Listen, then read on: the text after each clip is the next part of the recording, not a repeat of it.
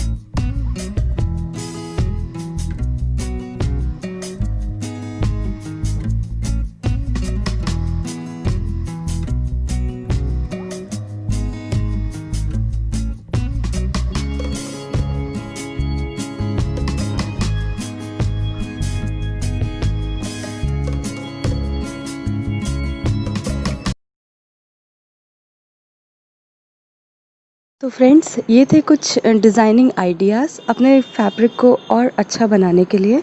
अगर आप इसी तरह के और डिज़ाइंस या कुछ डिफरेंट डिज़ाइंस देखना चाहते हैं तो कमेंट सेक्शन में ज़रूर शेयर करें। और अगर आपने अभी तक हमारे चैनल को सब्सक्राइब नहीं किया है तो सब्सक्राइब कर लें और इस बेल आइकॉन को भी क्लिक कर दें। वीडियो देखने के लिए शुक्रिया।